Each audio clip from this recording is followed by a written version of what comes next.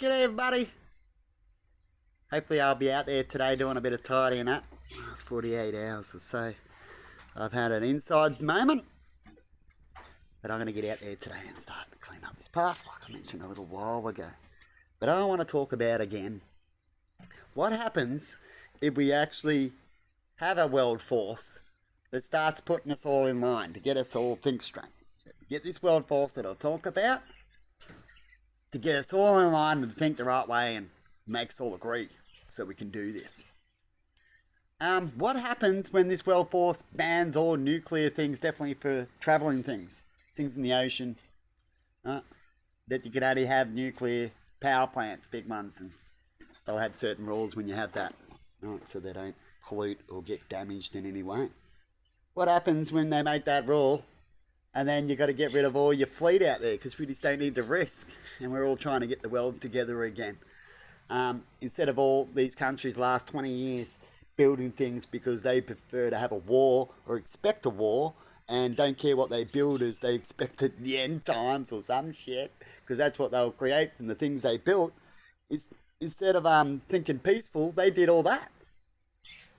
So get back to peaceful again.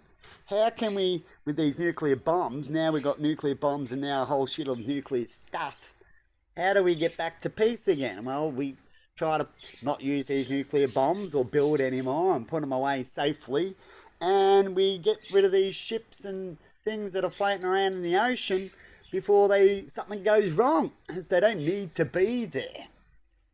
Right? And you can't use them, because if you use them, you're only going to cause more of a problem. So all these armies out there that have got nuclear devices in their defense weapons are all going to be told they're going to be useless. That's what they'll get told. So do you think we're going to get world peace if we tell all these people that their things are going to be useless? What do you think they're going to say? I've got a few answers. They're peacefully, they're going to have to take it on the chin. They're going to have to go, shit, who the hell advised us to build these nuclear things? We could have had our defence up, but yeah, we've been talking about peace for 40 years or so, since at least World War II, haven't we? And somehow we went, yeah, then no, and then now look where we are. We're actually worse than what we were at the end of the World War II when it comes to nuclear things. That's no good, and we're talking about peace. They say we need to build all these things to have peace. Like I said, are they building these things so they go, don't even touch me? But when they go and don't even touch me, they're not doing the right thing, so you want to touch them, right? That's no good. Do you see how much worse it's getting? So we'll say we created this new rule, and it should be created, world rule. How big is your army going to be when we get rid of all your nuclear parts of it? So if your if your, aircraft carrier, which most of them are, as far as I'm concerned, now, are nuclear, that means you can't use it. We'll say you could dock it somewhere in a closed spot. You want to use that as a base still, so you have to make a bay, and you'll be told to put all these, just what I'd say, just quick off the head, basic thing, and then it's right. You should be putting all your stuff into a bay. Your bay will be closed off, so your bay in your ocean's your one, pretty much.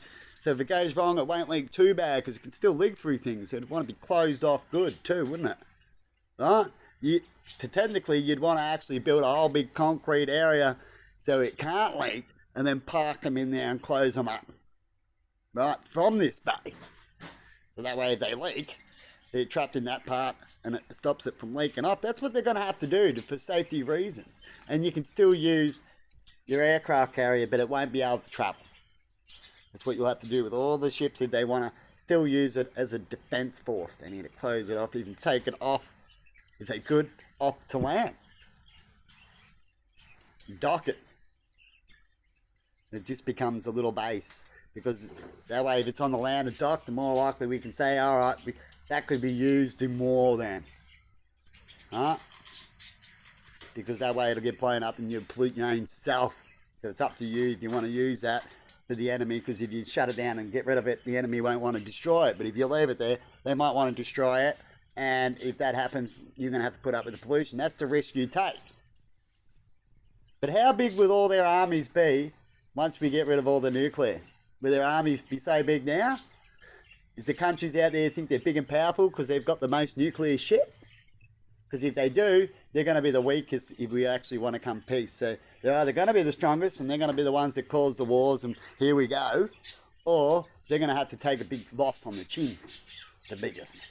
And they should have thought about peace more often than to think about these things that you think we need to have a war and then pollute things. Just make the war completely worse.